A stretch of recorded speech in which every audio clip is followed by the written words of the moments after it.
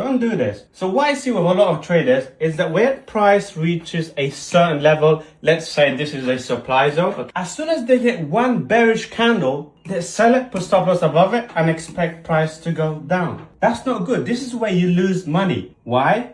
Because one candle is not enough data for us to decide what to do with this specific setup. What you need is you need more candles to form and stop breaking some sort of very specific levels. Why? Because the more candles we have, the more data we have. And the more data we have, the higher probability of winning this trade. I'll show you an example. So I sent this to my VIP group as a forecast, but why did we do a sell here? Well, this move over here, it took out this high, so that was a nice liquidity grab, but we didn't stop there. We needed more data to understand whether price will continue going up, a continuation, or it will come down. We waited and waited, and what we saw here is price closing below this key zone, which was around here. That was the confirmation. Grab liquidity. We had this break. Now there's a higher chance price to do a pullback to fill in a sort of like imbalance over here, grab liquidity in here, which was the Asian highs, before pushing down. So I told him, wait for this zone. This zone was relative highs, so this was a liquidity point. Price took that, and I said, look for sells and don't be greedy. We're going to target this zone in case price decides to go back up. What happened? Price delivered a nice setup with a distribution, which means price dropped to the T. This is a nice 1-to-5 risk to reward ratio. Not only that, I sent a signal for a sell on GJ as well. Let me show you quickly. So this was the signal I sent in the VIP group. What do we have? We grabbed liquidity around here, then we broke below this zone.